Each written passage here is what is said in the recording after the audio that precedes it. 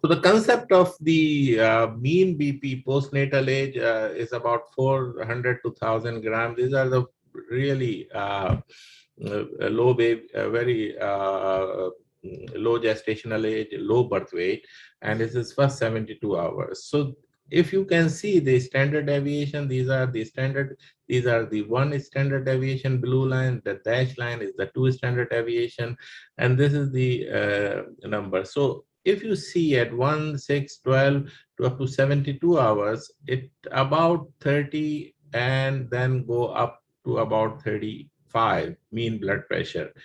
But at the one standard deviation, it can be less than 25. So that's my whole point. It is a very much um, reviewed article by Fanarov in Seminars in Fetal and Neonatal Medicine in 2006. So the standard deviation or the standard, I'm not taking as a two standard deviation, but at a one standard deviation. So let's say the gestational age is 30 weeks, let's say, and if you have a blood pressure around 24, 25, don't start doing the boluses and the dopamine and all those stuff. So just wait, because it is still in the transition period.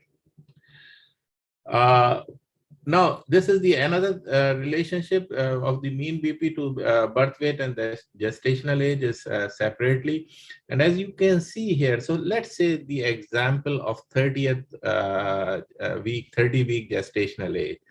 So these are the standards of this thing. So, and these are the 50th percentile, and this is the 90th, and this is the 10th percentile. You can have a good range that you can deal with that without having much treatment. And if the baby is hemodynamically significant, we will stable, I mean, sorry. So we will discuss about that. Same here, the mean BP with the birth weight also. So let's say your baby is 1,500 grams. It can varies from 40 up to the lowest is 24, and most of the time is 30, 35 or something like that in the first 24 hours. So this is a good way to assess the mean blood pressure. This is the 2016 article, Neo Review, and they give you the gestational age, and according to the gestational age and in different postnatal age hours from 0 to 72, which is 3 days. And they started from 23 to 26, 27 to 32. But the problem with this chart is that they didn't give you the range. They just give you one number of the mean BP. So for example, at 0, gestational age, if it is 23 to 26, is 24, and at 12 hours it should be 25. So see, let's say your baby is 26 weeker and he's maintaining the blood pressure, or she's maintaining the blood pressure 24, 25, it's fine, don't jump it. But recently published in 2020, this is the average mean blood pressure and the 10th percentile mean blood pressure for 131 very low birth weight infant throughout the first 3 days of the life. So the first one is the mean BP, and the other number is at 10th percentile. So let's say 500 gram maintaining at 23. I'm happy with that. 10th percentile is fine. So similarly, if you go according, and it is up to 4 days of life, which is 96 hours, it's approximately 4 days. So as you can see in the in all the age groups, let's say 1500 gram, 1400 gram, the 10th percentile is 28, 29. I'm happy with that. And I'm not jumped to any treatment without having other signs and symptoms, which we are going to discuss.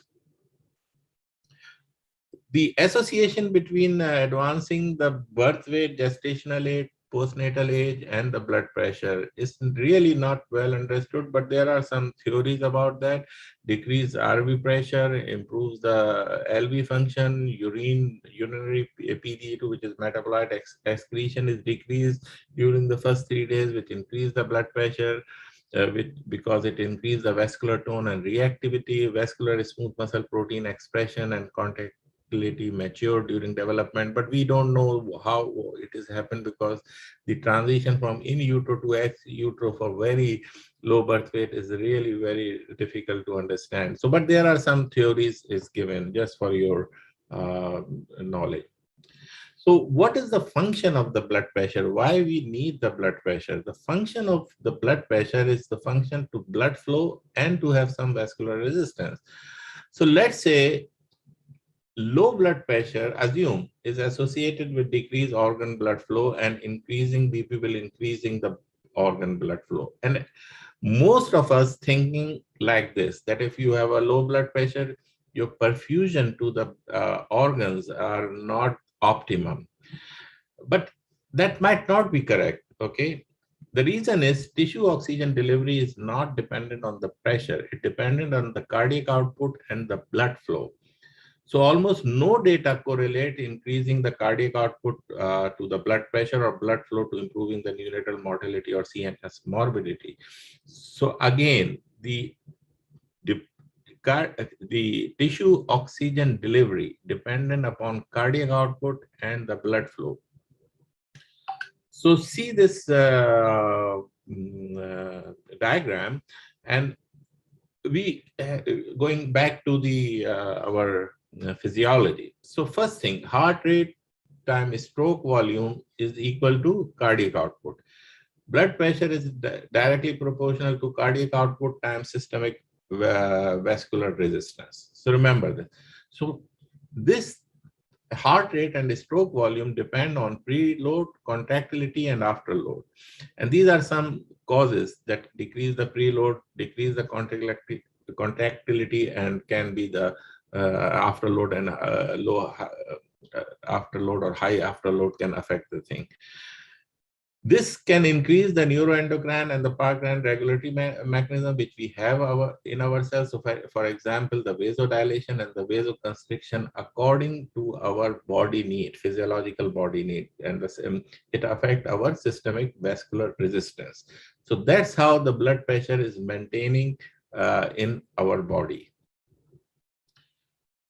If we ask all of you that why you administer inotropes, especially the first day of the life, to a hypotensive preterm neonate, most of you said to protect the immature brain from ischemia.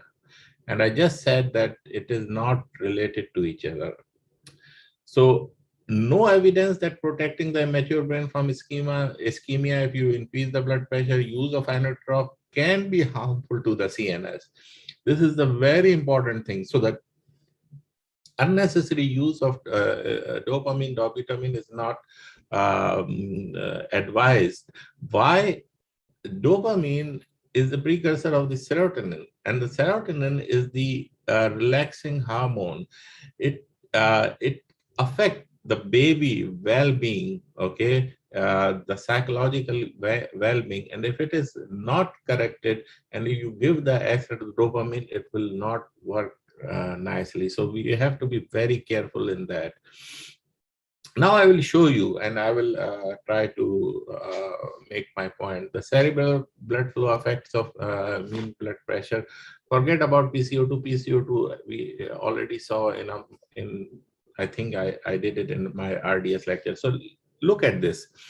That it's a small study. It's a 30 preterm neonate gestational age is very low, 24 to 27 weeks. The NIRS is the near infrared spectroscopy. I will tell you what is it, how it make. But look at this: the cerebral blood flow and the mean arterial blood pressure. There is no correlation between that. There is, you know, if you make a line, a draw to a straight line, there is no positive correlation. So for example, mean BP of 40, okay, can have the lower cerebral blood flow, and the mean BP of high of only 30 or even 25 can have the cerebral blood flow high. So it is no correlation between these two. So the first, we have to clear our concept that the low blood pressure cannot will not affect the cerebral blood flow. This is the single center review, again done by the Fanaroff, actually done by his team, because in 2016 he's almost retired. But anyway, single center review of extremely low birth weight infant treated hypertension associated with death, impaired motor development, and hearing impairment at 20 months. So this is the very alarming situation. Then in 2011, we have a very famous study of ELGAN, extremely low gestational age neonatal study. And this is the indicator of, they use the mean arterial pressure first 24 hours. The lowest for GA 23 to 24, 25 to 26, and more than 27 weeks. Treatment for the hypotension with inotrope, blood pressure is labile, upper quartile of the difference between the lowest and the highest mean airway pressure. The cranial ultrasound they did at 1 to 4 days, 5 to 14 days, and at 40 weeks corrected age. And then they did the neurological assessment, developmental assessment at 2 years of life. So for your surprise, or for my surprise, there is no difference at the lowest quartile map. If you give the vasopressor, if the labile map, the ventromegaly is no difference as it crosses the line of confidence interval. And similarly, the on ultrasound, there's a echolucent lesion. It is also no difference in all three. Similarly, if the quadripresis in the second year of the life, diapresis, and the hemipresis, which is related to the cerebral palsy, it can not be any difference between the treatment group, labile mean airway pressure, and the lowest quartile. So what they conclude that our finding casts doubt on the concept that early postnatal hypotension in isolation cause brain injury in ELGAN. So that's we have to understand. We did not find any support for the notion that vasopressor benefit preterm neonate with early postnatal hypotension. So with early postnatal hypotension, you should wait until and unless is the really other parameters are there. The possible explanation for these findings is a normal physiological transition. Hypotension might not lead to the cerebral ischemia, and the hypotension does cause ischemia if it does not occur with the enough frequency or severity to be associated with CP at 2 years of age. So there is no relationship between the hypertension and all those side effects. So the operational definition, is there evidence that treating hypertension improves outcomes? So the fluid bolus is compared to no intervention, no study done. Inotrope compared to no intervention, nobody did this study. Steroid compared to no intervention, never studied in hypotensive preterm infants. So the no level 1 or 2 evidence of benefit, level 3 of evidence of harm is available. So this is the current situation so far. Then there is a term initially in 2012, and the same author Dempsey, and then he again discussed it, is in the archive, Disease of Child Fetal Neonatal edition 2019. The concept of permissive hypotension. So what is the meaning of permissive hypotension? So the clinical assessment of perfusion status used in decision making regarding the treatment of hypotension in extremely low birth weight. Quite a good number of the babies in this study is 108, normal BP is 52, normal BP the same. What we are thinking that the mean BP is little more or equal to gestational age. Permissive hypotension is about 35 and treated hypotension about 21. So mean BP less than gestational age with clinical sign and symptoms suggested normal tissue perfusion. So there is no color change, no heart rate is fine, capillary refill fine, and urinary output is okay, and there is no acidosis. The third one, which is the treated group, is with less than mean BP is less than GA with some sign and symptoms. Look at the results. The results are very eye-opener. And the normotensive 77% survive 19% mortality. Permissive hypotension 76% survive 12% mortality. But the treated group 72% is the mortality, and 22% survive. So you can easily correlate that the unnecessary treatment of those babies with that kind of a hypotension can cause severe problem later on. In 2020, the same author come back and put an article in the seminar in fetal and neonatal medicine, and they try to figure it out that the factor contributing to this hypotension. So immature myocardium, transition from fetal to perinatal circulation, PDA, perinatal hypoxia, asphyxia, PPV, decreased venous return, sepsis, relative adrenal insufficiency, or something like that. So this is the problem they give, and this is the potential hemodynamic disturbance. So for example, patent ductus arteriosus, shunting direction dependent on the SVR and the PVR, altered the cardiac output of SVR. Therapeutic hypothermia, increase SVR in full-term babies, reduce heart rate and cardiac output. Blood loss, early cord clamping, reduce blood volume and oxygen transport capacity, and decrease cardiac output. So these are the factors contributing to the hypotension. We have to remember these, we have to know this, so we can decide later on how we can treat these things. So if you know these all these physiological variable, vasodilation, poor contractility, high afterload, hypovolemia, diastolic dysfunction, shunt and arrhythmias, these are all kind of a situation that lead to the hypotension, and you all know better than me the causes of all these, what is written in the yellow. So the question arises, do we know what to treat it with? Dopamine versus dobutamine. There are 5 trials, and find it out dopamine is more likely to increase BP than dobutamine. Crystalloid versus colloid, we are using crystalloids, of course. There's only 3 trials, FFP versus albumin, 1 trial, dopamine versus albumin, 2 trials, and dopamine versus hydrocortisone, 1 trial. All were much too small to show clinical important difference, commonly no report of clinically important outcomes. So the only trial is dopamine versus dobutamine is level A evidence that the dopamine for increasing the blood pressure only is better.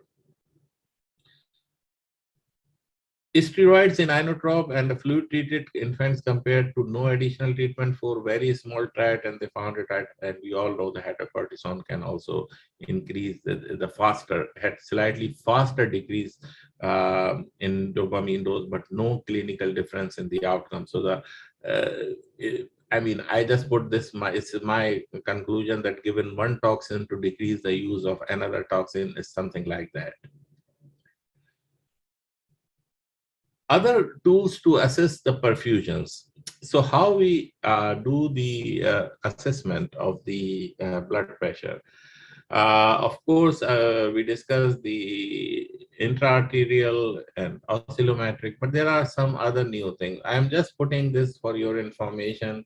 So those who are preparing for exams or something, they should know this thing, but most of these things are not available in our home country, Pakistan. So the perfusion index is one thing. There is another index called variability index, or the Plath variability index. This is an index for continuous non-invasive dynamic indication of fluid responsiveness in select population of mechanically ventilated patient from a single pulse oximetry sensor. So they devise by this, I have nothing to do with the company, but I have to take because this is only present with the Massimo pulse oximeters. So this is, as you can see, this is the low variation and this is the high variation in the blood pressure. So this is the, again, this is one of the tool that they are using for but mostly this tool is using in adults. And near infrared spectroscopy, I told you about that there's another tool to use, but how to use it, I'm just sharing this use because you should know what is happening in the other part of the world. The stethoscope of the, other than that, the stethoscope of the 21st century is the functional echocardiograph. And I know that Many of the hospitals have that, many have not, but it is a very handy tool. If I recommend, if you have a machine, you should do some courses. There are a lot of online courses available. Then attach to your cardiologist, discuss with that, and do uh, the echoes in the normal babies also, because it will help you a bit. So adequate cardiac output determined by the preload, afterload, and contractility functional echo help it in, and it help in optimizing our management and the appropriate use of inotropic and vasoactive medications. The perfusion index, which I told you, is the ratio of non-pulsatile to pulsatile blood flow through the peripheral capillaries. Again, there's a special pulse oximeter available which can give it. And the third percentile is 0.54, 10th percentile is 0.75, and these are the ranges. So this is the one of my friend from UK, Samir Gupta, did it, presented it Pediatric Academic Society in 2016. So this is another way you have. But if you don't have anything, I will tell you what to do. Tissue perfusion, which is the NIRS, near infrared spectroscopy, we are using it since long time now. Oxygen supply to the tissues, then venous return, oxygen consumed. So oxygen consumed divided by oxygen supplied is give you the fractional oxygen extraction, FOE, which is saturation minus the saturation, the cerebral saturation, or which is by the NIRS, and divided by the pulse oximetry saturation. So these are the tools we have, and these are the things which we are using. But we are mostly, if we concerned about hypotension, we are using NIRS or the echo. So the hypotension in the preterm infant, common practice in the NICU to treat preterm infant with the mean arterial pressure less than gestational age. It is still the common practice. Many receive the bolus. We have to be very much careful about the boluses also, and why I will tell you in a minute. If the blood pressure remain low, then the first line is dopamine, and then they add the dobutamine, and then they use steroids, and this is the usual happening. So the HIP trial, which is the hypotension in the preterm infants, a randomized trial published online first in 24th February 2021. So it's very recent. And what they conclude, though this is the lag power, they admit that this is the power is not that much. They didn't find any differences in the clinical outcome between a standard or restrictive approach to treatment. These results will inform future studies in this area. So there is no difference if you treat that hypotension or don't treat that hypotension. But as I told you previously, that if you treat, you are taking a chance, because there are side effects of those pressors. So as you can see here, the standard treatment and restrictive treatment, the p-value is not significant, less than 26 weeks, not significant, more than 26 weeks, not significant.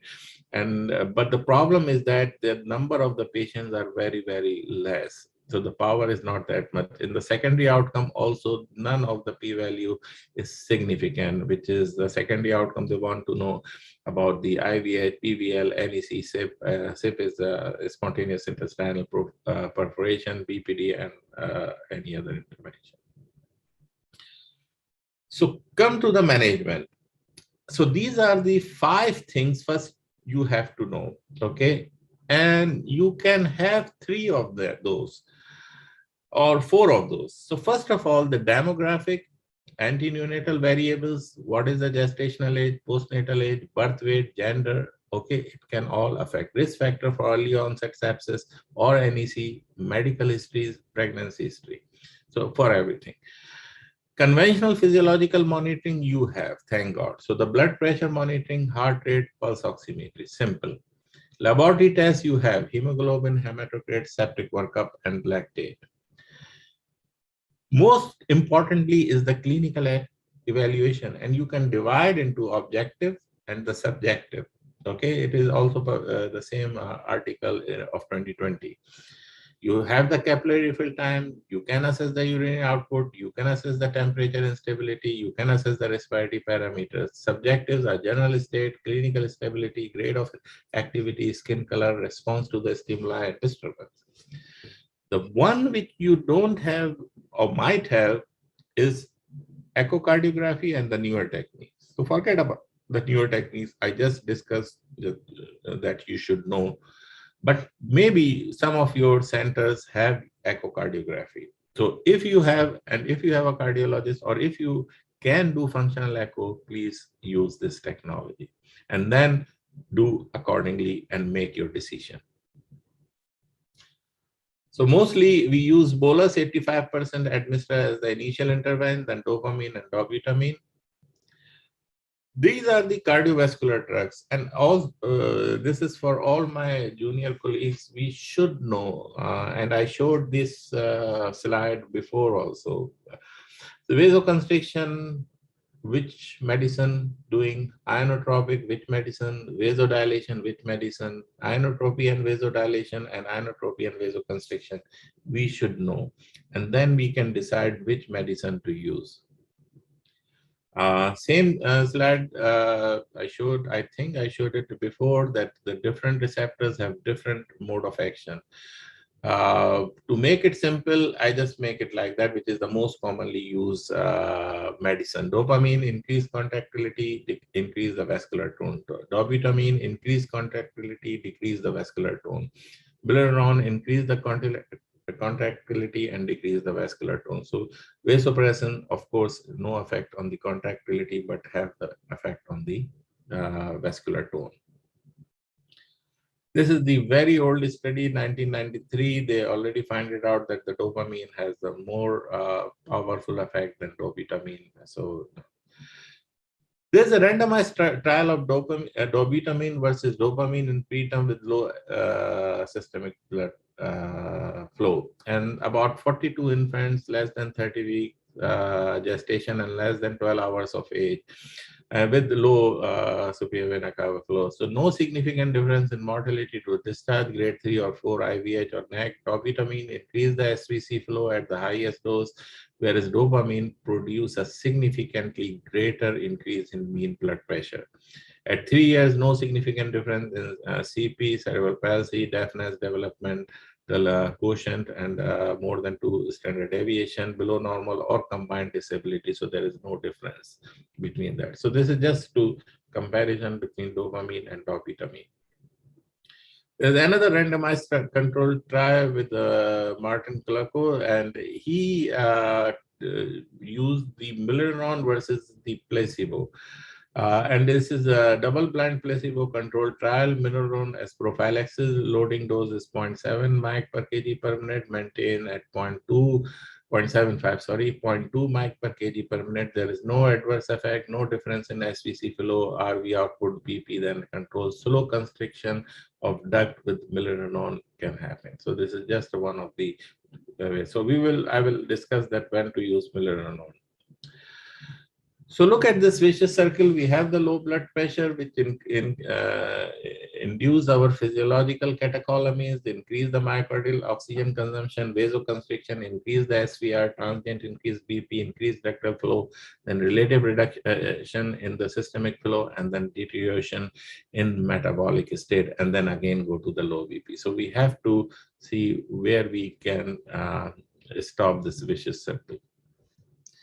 This is very important to understand if you are really want to manage the hemodynamics of the extremely low gestational age. So we go line by line. So the first thing, primary problem, is the low intrauterine resistance, because intrauterine there is a resistance is lower because pulmonary resistance is higher.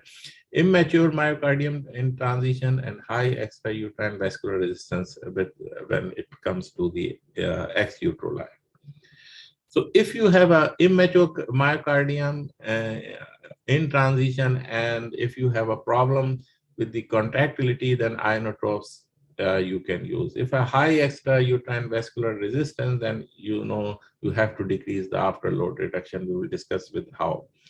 Let's say This is at the transition. Let's say some contributory factor, for example, large systemic to pulmonary shunt, so you have to manage the PDA. If high positive airway pressure, for example, the baby has severe RDS and you are using high MAP, so you have to optimize the ventilation, because all these can lead to the low flow state, which can give you the hypotension. So if you treat the basic cause, then of course you can have the normotensive baby. So let's go through day one and what to do. You measure the mean BP mostly in Doyling arterial catheter. Use functional echo if you have.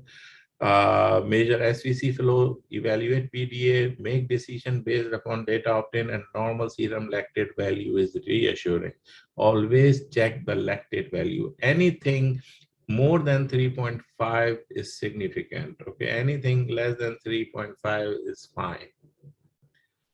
Mean BP, that's how we calculate in the NIRS, but I'm just giving you, I know you don't have it, but just giving you that the NIRS value, if it is 68 and the hemoglobin saturation in pulse ox is 95, so it is 68 minus 95 is equal to 27, which is divided by the saturation, which I showed you the formula is about 28%. If the NIRS value is low, then this value is high. Normal value is less than 30%, more than 45% associated with decreased oxygen delivery. So it means the tissue is using the fraction excretion of the oxygenation is high. So if you have the functional echo, use it. Use SVC flow, see if it is decreased. If it is decreased, regardless of mean BP, if it is decreased function of the heart, then of course dobutamine. If it is normal function, then again dobutamine. If it is increased resistance, you find it out, then again the dobutamine.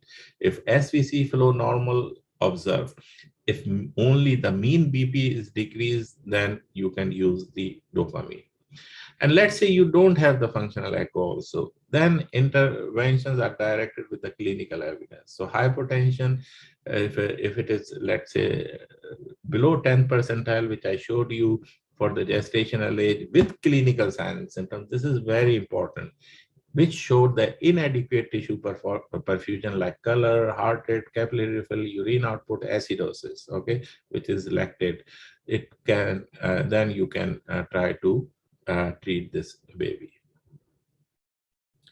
After the day one, again, whatever the parameters you have to see, and then you have to do accordingly. Dopamine should be the first line of the therapy. So this is the algorithm. What we are using is very low birth weight infant with hypotension, identify cause of hypotension. So as I told you, if it is hypovolemia, let's say abruptio placenta, placenta previa or something, trauma happened, and then the baby delivered, then of course we start with the normal saline and see how much is lactate, and then we will treat it and then start dopamine if it is not improving. If it is caused by myocardial dysfunction, I told you about that, go according to your echo finding. If an echo is not available, go according to your clinical finding. If it is due to chorioamnionitis or the infection in the baby itself, then consider the first line treatment with the dopamine. If it's refractory, then of course you can go to the hydrocortisone. If it is cause of hypotension is unknown, then of course the first line, if it is continue and the baby has the sign and symptoms, decreased urinary output, lactate is high, then you should start dopamine. This is one of the ways. But another article which I just reviewed, which is published in December 2020 by Shahab Noori, is also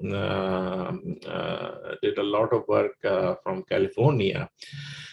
And he said that if the contractility is a problem, then dopamine was more effective. And they did the study and they used the dopamine in those babies, and there is no difference in outcomes such as IVH, periventral leukomalacia, or death. So if it's contractility is the issues, then of course the dopamine, you can use the dopamine. In some articles, they prefer dobutamine for the contractility issues, but I think dopamine is more easily available. This is very important. If the issue with the preload, let's say hypovolemic, okay, then you start with the boluses. So, however, there is evidence of poor myocardial contractility and ventricular dilatation. A rapid fluid bolus can worsen the myocardial function. So, again, you have to be very careful. Yes, you can use the bolus, and then we have to be careful about that. Remember, we don't have the plasma light A, I think so, or we are not using it. We don't use the lactate ringer also. We are using mostly normal saline. So if you give repeatedly boluses, make sure that you are maintaining the pH, because chloride is very high. It's 154 millimole per liter, which can lead to the lower pH. So remember, plasma light A is real isotonic solution. The normal saline, we called it is isotonic. That's why we call it normal. But the sodium is a little bit high, the chloride is a little bit high, and osmolarity is a little bit high in the normal saline. So most of the time we are using the normal saline. Yes, you can use it, but do not give the repeated bolus because it can affect the acid-base balance of your baby. Let's say you have a problem with the afterload. Afterload is another problem. The afterload means is in the phase of diastole, there is a tension in the smooth muscles or the muscular structure of the heart. This is the afterload. If it is increased, then what you should do? There are two approaches. First one, focus on improving the lusotropy, which is the myocardial relaxant, because the muscles are tense in if you increase the afterload. So the lusotropic medications that increase the rate of myocardial relaxation, and one of the famous one is milrinone, which is easily available. And at least in more mature infant also increase the myocardial contractility. So I showed you in the mode of action of these medicine. In addition, milrinone can cause vasodilation. However, a randomized control trial evaluating milrinone versus placebo in preventing low SVC flow in the extremely preterm infant found no beneficial effect, as I showed you the study previously. But if the problem with the afterload after the echo done, then milrinone you can use it. So these are the circulatory support of the preterm infant, and as you can see, this here, the low BP, and if it is acute problem, then these are the algorithm which we are using. Consider all this mechanism, physiological parameters or pathological parameters, then aggressive fluid resuscitation, but be careful, maintain your pH because normal saline has a high chloride. Then the inotropes, dopamine, dobutamine, and hydrocortisone. Then alternative, you have epinephrine, milrinone, norepinephrine, and vasopressin. Again, the algorithm is the same. If low evidence, low BP, no evidence of end organ hypoperfusion, then you go accordingly, and the medicine is almost the same. So the summary box and the level of the evidence, and you can be amazed that we have very low level of evidence. Always monitor ventilated babies with invasive arterial. The level of evidence is C, and we are doing it, and measure the urine output. This is also very important. Invasive monitoring is more accurate than non-invasive, particularly at very low BP, mean BP. We discussed this, the level of evidence is B. Do not use mean arterial BP alone. So again, this is very important. Do not use only one parameter to decide whether the cardiovascular is compromised or it need support is required. The mean arterial pressure should be managed with the aim of maintaining it at the infant gestational age in weeks if it is symptomatic or hemodynamically it is affecting the baby. Dopamine is more effective than volume expansion at improving. So after 1 or 2 boluses, you should start the dopamine. The level of evidence is A. Dopamine is more effective than dobutamine in increasing the blood pressure. Then, of course, the level of evidence is A. And hydrocortisone is as effective as dopamine. So my last two slides, hypotension in preterm infant. What is hypotension? We don't know. No clear definition. Why do we worry about it? No, not clear with that. Why should we worried about? Especially I'm talking about the first 72 hours. Why are babies hypotensive in general? Because they have low vascular resistance. It's just a general theory I showed you before, the physiology of all this. Is there evidence that hypotension need treating? I don't think so. There is still a lot of things which I just tell you in the recent article. Do we know what to treat it with? So far, not, don't know, but of course we have this thing. So the conclusion is hypertension is common problem in sick newborn. Definition has too far proved to be difficult. SBP correlates poorly with SBF, systemic blood flow. SVC, superior vena cava flow, is the gold standard if you can measure it. No evidence for routine administration of volume expansion. Please do not do that. Vasopressor have its own effects, and mortality and morbidity is not different. So can you imagine that you shouldn't use these medicines left and right, just a little bit decrease in the blood pressure, and you jump on the conclusion to start the treatment? A consensus need to be reached on definition of neonatal circulatory failure.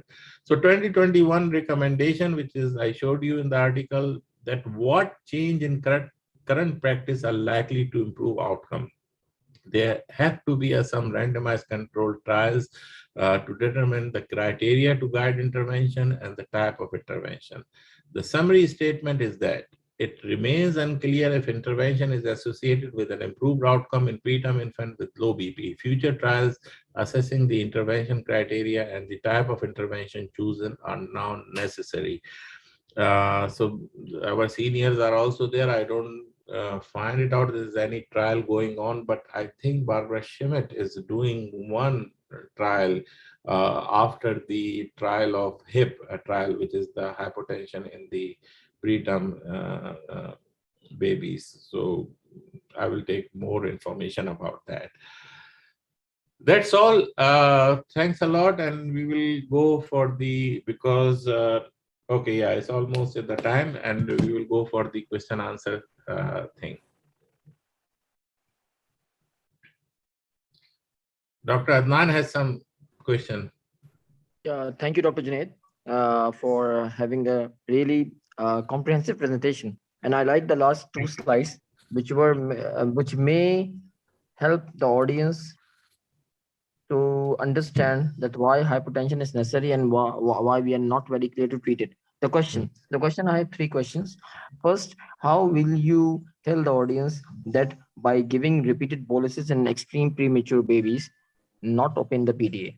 This is the first question. You want to answer this first, or will I go for the another? No, that's what I'm saying. So you are saying that giving repeated the boluses, that it open the PDA, huh? Extreme premature. That's true. That's Extreme true. premature. Yeah, that's very true. That's why we don't want. And then this is one of the thing. And the other thing which I told you, if you're giving the repeated boluses, then you have to disturb their acid-base balance, because chloride amount in the normal saline is 154, which is very high. So we have to be very careful. That's why I said one or two boluses is fine. If you are really worried about the blood pressure, then you should start your dopamine or whatever the medicine you have. Well, this is also called hyperperfusion injury. So yes, boluses are bad. Exactly. Hyperperfusion injuries, PDA open, and the thing. And I told you about the overload, okay, to decrease the cardiac functionality. Yes, Adnan.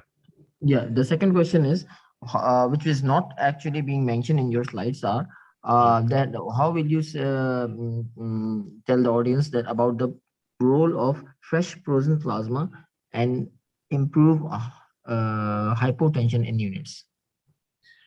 Fresh frozen plasma to use for hypotension. I showed you that plasma light, okay. But the fresh frozen plasma, we never use. There has been papers on this. It has of no benefit, really no benefit other than any other fluid. Okay, thank you, sir. Okay. So thank you. Thank you. So you get Thank your you. answer. So there is no Yeah, benefit thank because you. we never use For- FFP for that person, Yes, but for thank that you. reason. Correct. Yes, Thank you. Adnan. And the last question is being a cocktail of being using a cocktail for neonatal hypotension like hydrocortisone, normal saline, dopamine, dobutamine. Do we have certain grades? Not at all. I give it the thing that first line is dopamine, and then you can add dobutamine. If not improving, then you can go to the hydrocortisone. Unless if all the parameters which I told you is there, then you really have to improve the blood pressure. But I don't know.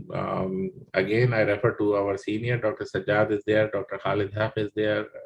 Sir, you have any idea about giving the cocktail? No, I don't know. There is no real evidence in that, and I think I would much rather use epinephrine. Exactly. Yeah, epinephrine we can use before the last resort of hydrocortisone. Yeah. Thank you. These were the general questions from all the audience, and really thank you, Dr. Junaid. Thank you for my side. Thank you very much. Thank you. Thank you for attending. Thanks a lot. There's one question is there. Can we use epinephrine infusion instead of dopamine for hypotension? You can use, but how badly you want to treat this hypotension? That's the thing. And what is the cause behind it? Why it has persistent hypotension? If it is due to infection, if it is due to some other cause, mostly the gram-negative infection give this type of thing when the baby is very, very sick and from anything. But definitely you can use the epinephrine continuous drip instead of the dopamine. I think, Junaid, I think you're quite right what you're saying. I think there is, in the United States, there's more tendency these days to use epinephrine than... Exactly. Yes. Sir, that's why I'm saying that most of the time, if it is not if it is not correcting with the usual dopamine, then going back to the epinephrine most of the time. Okay. Anything else? It's 8 o'clock now. The time is over. We missed the match of Australia and England. England doing very well until I came to this. It's 4 out and only 40 and the 10 overs gone. So we will go back and see this thing. And Australia all out for 125. Oh, Australia. So this is the 125. So there's a chance that Pakistan and Australia are going to meet in the semi-final. So pray for World Cup, inshallah, and we will see. Again, Junaid, wonderful talk. Enjoyed it very much. Thank you. Thank you. Yeah, this is one of the hot topics, and we need to learn a lot about it. Sajjad Bhai is there. He did a very good just a meeting a couple of days ago, last Wednesday and Thursday. So congratulations, Sajjad Bhai, for that. Very much. Thank you. Thank you. I think now we're preparing for the ventilation workshop in Islamabad. Yes, inshallah. And I'm going to come back with the program for that in a few days' time, inshallah. Sure. We'll meet there. Thank you, Thank you very much. I appreciate that. Thank you. Thank you. Assalamu alaikum. Walaikum assalam. Okay, neonatal task force, you have anything? Somebody raise the hand. Sir, Assalamu alaikum. Dr. Neonatology. Sir, I have a question about dopamine. When we are treating a hypotension baby, main BP is less than gestational age and patient is symptomatic, then what is the mean dose of dopamine to start? Like it's a range 5 to 20 mics. So what is the mean dose when we start? We always started with the 10 mics, okay? And then see. This is not a hard and fast rule, but what we are doing, I'm telling you. We start with the 10 mic. If it is not improving, we go up to 20, but we never go more than 20, okay? If it is doing well, then we will titrate it down to 5, and then we DC it. So if you want me to give a specific dose, I'm sorry, I cannot, but this is the practice what we are doing. There's no evidence for that, but it's working fine with us. Okay, sir. Thank you, Yeah. sir. Dr. Ahab, you have, sir, any? No, exactly the same practice as you do. Okay. Is systolic BP, we should be more worried, or mean BP in the neonate, and why? So I told you, I showed you the evidence that mean BP, how it is related to these, how it is going up, because this is the most studied number, is the mean BP. I showed you that at the different gestational age. I showed you at the different what you called weight.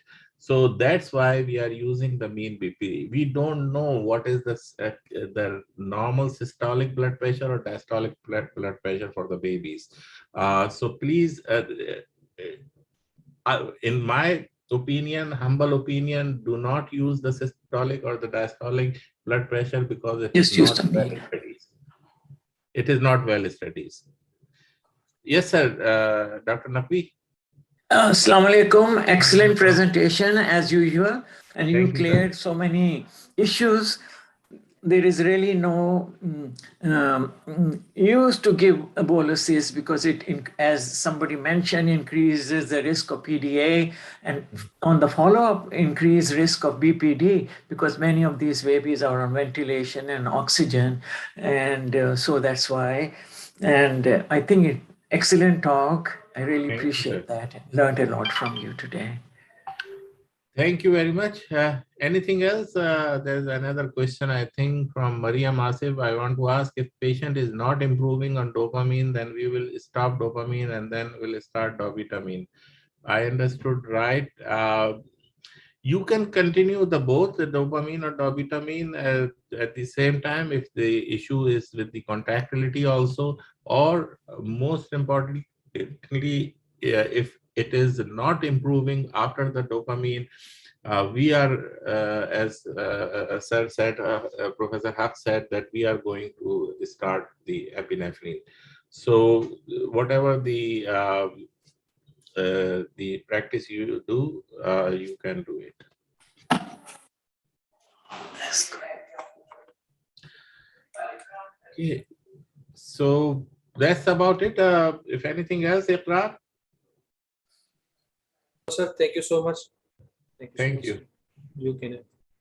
Thank you. Thanks a lot. Thank you, sir. Thank you, Dr. Sajjad and Dr. Mubarak Nafi. Very well. Okay, thank you, everybody. Thank you. Assalamu alaikum. Thank you. Assalamu alaikum. Thank you. Assalamu alaikum. Thank you.